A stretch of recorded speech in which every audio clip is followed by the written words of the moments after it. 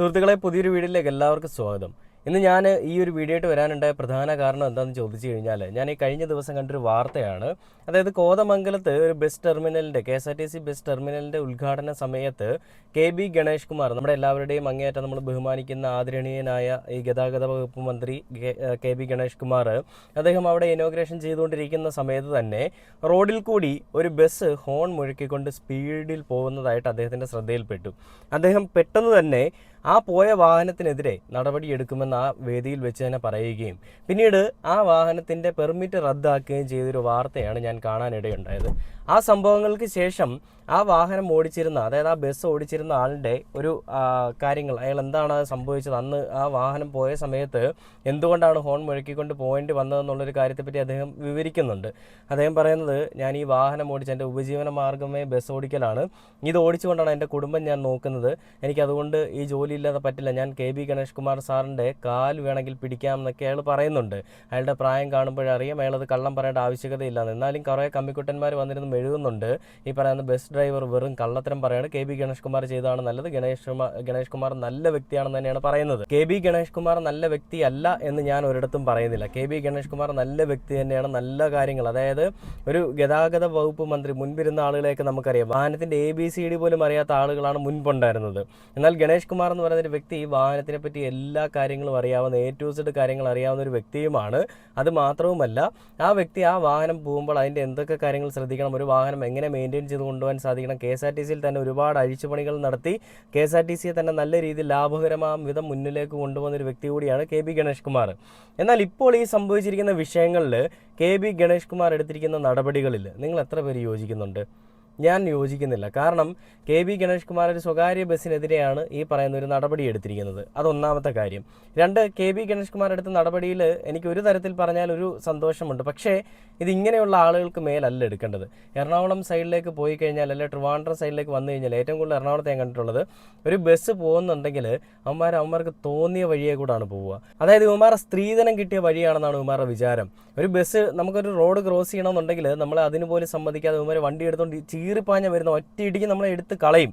അമ്മാതിരി രീതിയിലാണ് വരുന്നത്. അത്രയും ട്രാഫിക് ബ്ലോക്കിൽ ആംബുലൻസ് പോലും പോകാത്ത സ്പീഡിലാണ് ഈ ബസ് ഡ്രൈവർമാർ വാഹനം ഓടിക്കുന്നത്. അതൊരു സ്കില്ല് തന്നെയാണ്. പക്ഷേ ഒരു തരത്തിൽ പറഞ്ഞു കഴിഞ്ഞാൽ ഒരു തോന്നിവാസം കൂടിയാണ് ഇവന്മാർ കാണിക്കുന്നത്. റോഡിൽ നിങ്ങൾക്ക് മാത്രമല്ല പോകേണ്ടത്, മറ്റുള്ള ആളുകൾക്കും പോകണമെന്നുള്ളത് ചിന്തിക്കാതെ കാണിക്കുന്ന ഒരു പരിപാടി. അപ്പോൾ ഇതിനൊക്കെ, ഇങ്ങനെയുള്ള പരിപാടികൾക്കെതിരെയൊക്കെയാണ് ഈ ആക്ഷൻ എടുത്തെങ്കിൽ ഓക്കെ, ഇതൊരു അയ്യോ പാവത്തിൻ്റെ ഒരു ജോലി കളഞ്ഞുകൊണ്ട് അയാളുടെ ഉപജീവന മാർഗ്ഗം മുടക്കിക്കൊണ്ട് എന്ത് നേടാനാണ്? പിന്നെ വേറൊരു കാര്യം ചോദിക്കുകയാണെന്നുണ്ടെങ്കിൽ, KSRTC ബസ്സുകൾ അതത്ര നല്ല നീറ്റാണല്ലോ. ഗതാഗത മന്ത്രി വന്നതിന് ശേഷം KSRTC പക്ക നീറ്റാണ്, പെർഫെക്റ്റ്ലി ഓക്കെയാണ്. ട്രിവാൻഡ്രത്ത് നോക്കിയാലും, കൊല്ലത്ത് നോക്കിയാലും, പത്തനംതിട്ട നോക്കിയാലും, എറണാകുളത്ത് നോക്കിയാലും എല്ലായിടത്തും KSRTC ബസ് നീറ്റാണ്.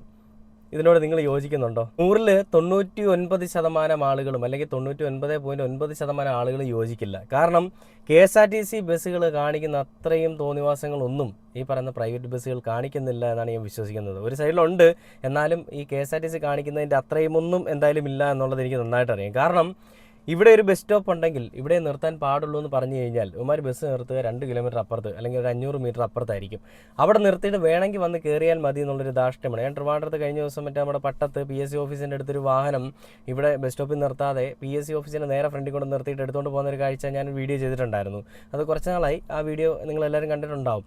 അപ്പോൾ അങ്ങനെയുള്ള ഒരു സംഭവങ്ങളാണ് ഈ KSRTC ബസ്സിൻ്റെ ഭാഗത്തു നിന്നുണ്ടാവുക. പിന്നെ ലെവലേശം മര്യാദ പോലും ഇല്ലാതെ പോകുന്ന ആളുകളെ ഇടിച്ചു തെറിപ്പിക്കുന്ന രീതിയിൽ അപകടകരമായ വിധത്തിലാണ് ഇവർ വാഹനം ഓടിക്കുന്നത്. അതിന് പുറകെ ഒരു സ്റ്റിക്കർ ഒട്ടിച്ചിട്ടുണ്ട്, ഈ വാഹനം ഞാൻ അപകടകരമായ വിധമാണ് ഓടിക്കുന്നതെന്നുണ്ടെങ്കിൽ നിങ്ങൾ ആ വീഡിയോ എടുത്ത് വാട്സപ്പ് ചെയ്ത് തരാൻ. എന്തിനാണ്? സ്റ്റാറ്റസ് ഇടാനാ, അല്ല വേറൊന്നിനും അല്ലല്ലോ. ഈ ഒരു കാര്യങ്ങളിലൊന്നും ഒരു നടപടിയും എടുക്കാതെ ഈ ഒരു പാവം പ്രൈവറ്റ് ബസ് ഓടിക്കുന്ന ഈ ഒരു ഡ്രൈവറിൻ്റെ പേരിൽ മാത്രം നടപടി എടുത്തതിനോട് എനിക്ക് അത്ര യോജിപ്പില്ല.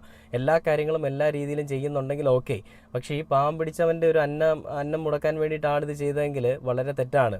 പിന്നെ വേറൊരു കാര്യം ഞാൻ എടുത്ത് ചോദിച്ചോട്ടെ, ആ വാഹനം അവിടെ കൂടെ പോയപ്പോൾ പ്രസംഗം നടക്കുന്നുണ്ടെന്ന് അയാൾ അറിഞ്ഞില്ല എന്ന് പറയുന്നത്, അത് അറിഞ്ഞോ അറിയാതെ എന്തോ ആയിക്കോട്ടെ. പക്ഷെ നമ്മൾ സാധാരണ കണ്ടിട്ടുണ്ട്, ആശുപത്രിയുടെ മുൻപിൽ ഹോൺ മുഴക്കാൻ പാടില്ല, സ്കൂളിൻ്റെ മുൻപിൽ ഹോൺ മുഴക്കാൻ പാടില്ല. ഈ 2 സ്ഥലങ്ങളിലെ ഞാൻ ഈ ഒരു സംഭവം കണ്ടിട്ടുള്ളൂ.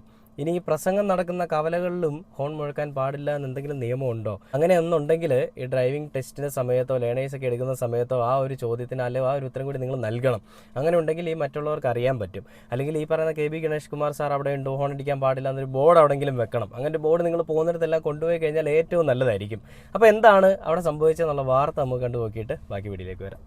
ഇനി മറ്റൊരു വാർത്ത. കോതമംഗലത്ത് ഹോൺ മുഴക്കി കടന്നുപോയ സ്വകാര്യ ബസിന്റെ പെർമിറ്റ് ഗതാഗത മന്ത്രി റദ്ദാക്കിയ സംഭവത്തിൽ പ്രതികരണവുമായി ബസിന്റെ ഡ്രൈവർ. മനഃപൂർവ്വമല്ല, ഹോൺ സ്റ്റക്കായതാണ് എന്നാണ് ഡ്രൈവർ അജയൻ പറയുന്നത്. മന്ത്രിയുടെ കാല് പിടിച്ച് ക്ഷമ ചോദിക്കാൻ ചെന്നപ്പോൾ കയറ്റി വിട്ടില്ല എന്നും അദ്ദേഹം പ്രതികരിച്ചു. മന്ത്രി വേദി വിട്ടു പോകുന്നതിന് മുൻപേ തന്നെ നടപടി സ്വീകരിക്കുകയായിരുന്നു. കഴിഞ്ഞ ദിവസം കോതമംഗലത്തെ KSRTC ബസ് ടെർമിനൽ ഉദ്ഘാടന വേദിയിലായിരുന്നു സംഭവം. ഗതാഗത വകുപ്പ് മന്ത്രി KB ഗണേഷ് കുമാർ പ്രസംഗിച്ചുകൊണ്ടിരിക്കെ നിർത്താതെ ഹോൺ മുഴക്കി സ്വകാര്യ ബസ് കടന്നുപോയതിന് പിന്നാലെയാണ് നടപടി. മന്ത്രി പ്രസംഗത്തിനിടെ ബസിന്റെ പെർമിറ്റ് റദ്ദാക്കുമെന്ന വിവരം അറിയിക്കുകയായിരുന്നു. മന്ത്രി വേദി വിട്ടു പോകുന്നതിന് മുൻപ് തന്നെ നടപടിയും സ്വീകരിച്ചു. ഹോൺ അടിച്ചപ്പോൾ ഫയർ എഞ്ചിനാണെന്ന് തെറ്റിദ്ധരിച്ചെന്നും മന്ത്രി പ്രതികരിച്ചു. ഫയർ എഞ്ചിനാണെന്ന് പ്രസംഗിച്ചുകൊണ്ടിരുന്ന MLA തെറ്റിദ്ധരിച്ച പോലെ ഞാനും തെറ്റിദ്ധരിച്ചു. ഇതെന്താണ് ഇങ്ങനെ പാഞ്ഞു വരുന്നത്, എന്തെങ്കിലും ബ്രേക്ക് വല്ലതും പോയി വരികയാണോ എന്ന് വിചാരിച്ചു. അദ്ദേഹത്തിന്റെ പെർമിറ്റ് പോയി എന്ന് മാത്രമേ ഇവിടെ പറയാനുള്ളൂ.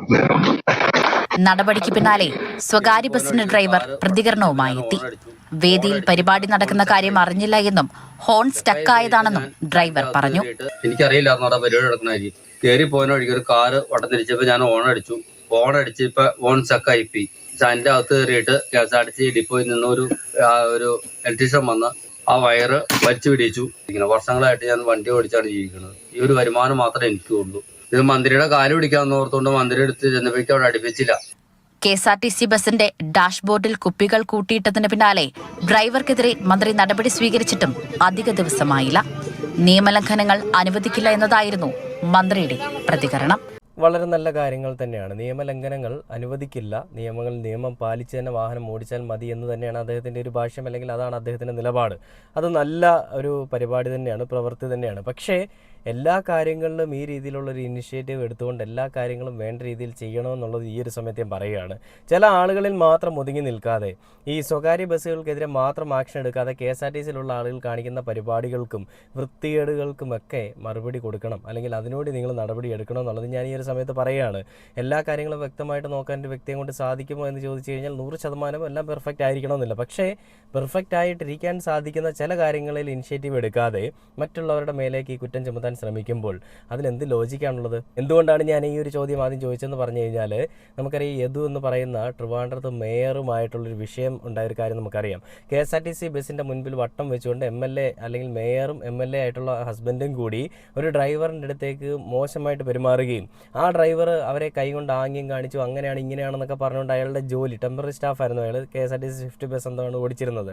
അപ്പോൾ അയാൾ ആംഗ്യം കാണിച്ചു എന്നൊക്കെ പറഞ്ഞുകൊണ്ട് അയാളുടെ അടുത്ത് പോയി ഭയങ്കരമായിട്ട്, അത് ഈ ആൾ പോകുന്ന ക്രോസ് ചെയ്യുന്ന ലൈനിലാണ് വാഹനം നിർത്തി നോക്കണം, അതായത് MLAയും മേയറും ഒക്കെ. അത് തന്നെ ഏറ്റവും വലിയ ഒഫൻസീവായിട്ടുള്ള കാര്യം തന്നെയാണ്. അപ്പോൾ അങ്ങനെ വാഹനം നിർത്തി അയാളെ താൽക്കാലികമായിട്ടുള്ള ജോലിയിൽ നിന്ന് അയാളെ പിരിച്ചുവിടുകയും ഒരു ഉപജീവന മാർഗ്ഗവും ഇല്ലാതെ പിന്നീട് അതിനുശേഷം റോബിൻ ബസിൻ്റെ ഗിരീഷ് എന്ന് പറയുന്ന ആ വ്യക്തി അയാൾക്ക് ജോലി കൊടുക്കുകയും അങ്ങനെ മാത്രം അയാൾ ജോലിയിൽ കൂടി ഇപ്പോൾ ജീവിച്ച് പൊയ്ക്കൊണ്ടിരിക്കുകയാണ്. ഇടയ്ക്ക് ഞാൻ അയാളുടെ ഒരു ഇൻ്റർവ്യൂ കാണാൻ ഇടയുണ്ടായി. ഇതുവരെയായിട്ടും ഒരു നടപടി ഇതിനെതിരെ ഉണ്ടായിട്ടില്ല. അയാൾ ആദ്യം കേസ് കൊടുത്തിട്ട് അയാളുടെ കേസ് പോലും കോടതിയോ അല്ലെ പോലീസോ പരിഗണിച്ചിട്ടില്ല. മേയർ കൊടുത്ത കേസിനാണ് പ്രാധാന്യം, മേയർ കൊടുത്ത കേസിനെതിരെയാണ് എനിക്കെതിരെ ആക്ഷൻ എടുത്തിരിക്കുന്നത് എന്നാണ് അയാൾ പറഞ്ഞത്. അപ്പോൾ ഈ ഒരു കാര്യത്തിൽ അന്നും KB ഗണേഷ് കുമാർ തന്നെയാണ് കേട്ടോ ഗതാഗത മന്ത്രി. ആ KB ഗണേഷ് കുമാറിൻ്റെ അടുത്ത് നമുക്കെല്ലാം ഒരു പ്രതീക്ഷ ഉണ്ടായിരുന്നു, ഈ വിഷയങ്ങളിൽ KB ഗണേഷ് കുമാറിൻ്റെ അടുത്ത് പോയി കഴിഞ്ഞാൽ അതിനെന്തെങ്കിലും സൊല്യൂഷൻ കിട്ടും, അല്ലെങ്കിൽ ഈ പറയുന്ന കാര്യങ്ങളിൽ യദുവിന് ജോലി കിട്ടുമെന്നുള്ളത്. എന്നാൽ അവിടെ KB ഗണേഷ് കുമാർ കാണിച്ചത് എന്താണ്? അവിടെ ഇരട്ടതാപ്പല്ലേ കാണിച്ചത്? ഒരുമാതിരി ആണത്തമില്ലാത്ത പരിപാടിയല്ലേ KB ഗണേഷ് കുമാർ കാണിച്ചത്? അവിടെ നിങ്ങൾ എന്തെങ്കിലും ഇനിഷ്യേറ്റീവ് എടുത്തിട്ട് ആ പറയുന്ന യദു എന്ന് പറയുന്ന ആ ഒരു ചെറുപ്പക്കാരന് ജോലി തിരിച്ചു കൊടുക്കാനായിട്ട് എന്തെങ്കിലും സഹായം നിങ്ങൾ ചെയ്തോ? ഇല്ല. ഈഗോ സാറ്റിസ്ഫാക്ഷൻ തീർക്കാൻ വേണ്ടിയിട്ട് തിരുവനന്തപുരം മേയറായിട്ടുള്ള ആര്യ രാജേന്ദ്രൻ്റെ ഭർത്താവായിട്ടുള്ള MLA ആയിട്ടുള്ള ആ വ്യക്തിയും അവരുടെ കുടുംബാംഗങ്ങളൊന്നടക്കം ഈ പറയുന്ന വ്യക്തിക്കെതിരെ ആക്രമണം അഴിച്ചു വിട്ടപ്പോഴും അതിനെതിരെ കമാന്നൊരു അക്ഷരം മിണ്ടാത്ത നിങ്ങൾക്ക് ഈ ഒരു വിഷയം വന്നപ്പോൾ വലിയ ആർജവം കാണിക്കാനും വലിയ ആണത്തം കാണിക്കാനും ഒക്കെ എങ്ങനെ ധൈര്യം വന്നു? എന്തൊരു വൃത്തികെട്ട പരിപാടിയാണല്ലേ. ഇരട്ടത്താപ്പ് എന്ന് പറയുന്ന രാഷ്ട്രീയത്തിലാണെങ്കിലും എവിടെയാണെങ്കിലും അത് വൃത്തികേട് തന്നെയാണ്. എല്ലാ കാര്യങ്ങളും പെർഫെക്റ്റായിട്ട് ചെയ്യാൻ പറ്റുന്നുണ്ടെങ്കിൽ മാത്രമേ നേതാവായിട്ട് നിൽക്കാൻ പാടുള്ളൂ. അങ്ങനെയെങ്കിൽ മാത്രമേ നിങ്ങൾക്ക് നല്ല ഒരു എന്താ പറയുക, മറ്റുള്ളവർക്കൊരു സന്ദേശം കൊടുത്തുകൊണ്ട് ഇങ്ങനെ സംസാരിക്കാൻ പാടുള്ളൂ. കാരണം എന്താ വെച്ച് കഴിഞ്ഞാൽ പെട്ടെന്നാണ്, സഡൻലിയാണ് ആക്ഷൻ എടുത്തിരിക്കുന്നത്. ആ വാഹനം വിട്ടുപോയി സ്റ്റേജിൽ വെച്ച് പറഞ്ഞ ആ വാഹനത്തിൻ്റെ പെർമിറ്റ് ഞാൻ റദ്ദാക്കും. അത് പറഞ്ഞതിന് ശേഷം ആ വേദിയിൽ നിന്ന് പ്രസംഗം അവസാനിപ്പിച്ച് പോകുന്നതിന് മുൻപ് തന്നെ ആ വാഹനത്തിൻ്റെ പെർമിറ്റ് റദ്ദാക്കുകയും ചെയ്ത് അയാളുടെ ജോലി കളയുകയും ചെയ്തു. ആ പാവം പിടിച്ചവൻ പറയുന്നുണ്ട്, ഇതില്ലാതെ എനിക്ക് ജീവിക്കാൻ പറ്റില്ല, ഞാൻ മന്ത്രിയുടെ കാല് വരെ വേണമെങ്കിലും പിടിക്കാമെന്നുള്ളത്. ഇങ്ങനെയുള്ള പാവങ്ങൾക്കെതിരെ ഇങ്ങനെ ആക്ഷൻ എടുക്കുമ്പോൾ എന്തായിരുന്നു സംഭവം എന്നുള്ളത്, അവിടെ സംഭവിച്ചത് ഒരു പക്ഷേ അറിഞ്ഞുകൊണ്ട് ഹോൺ അടിച്ചായിരിക്കും, അല്ലാതായിരിക്കാം. എന്നിരുന്നാൽ തന്നെയും പ്രസംഗം നടക്കുന്ന ഒരു സ്ഥലത്ത് ഹോൺ അടിക്കാൻ പാടില്ല എന്നൊരു നിയമമൊന്നുമില്ല. പിന്നെ ഓവർ സ്പീഡ് ആണെങ്കിൽ അതിനെതിരെ ആക്ഷൻ എടുക്കാം. പിന്നെ ഈ പറയുന്ന എയർ ഹോൺസ് ഒക്കെ വെച്ചിട്ടുള്ള വയലേഷൻസ് ആണെങ്കിൽ അതിനെതിരെ ആക്ഷൻ എടുക്കാം. ഇതൊരു സാധാരണ ഹോണാണെന്നാണ് ഞാൻ മനസ്സിലാക്കുന്നത്. നിയമപരമായിട്ടൊരു തെറ്റുമില്ലാത്ത കാര്യങ്ങളാണ് അവർ ചെയ്തിട്ടുള്ളതെന്നുണ്ടെങ്കിൽ ഈ രീതിയിലേക്കൊക്കെ ഒരു ആക്ഷൻ എടുക്കുക എന്ന് പറയുമ്പോൾ അത് ഏത് രീതിയിലേക്ക് പോകുന്നു, അല്ലെങ്കിൽ ഇതിനകത്തിലുള്ള ഒരു ഇരട്ട നയം എന്തൊക്കെയാണെന്നുള്ളത് നമുക്ക് മനസ്സിലാക്കാമെന്നും പറഞ്ഞുകൊണ്ട് ഈ ഒരു വീഡിയോയുടെ അവസാനിക്കുകയാണ്.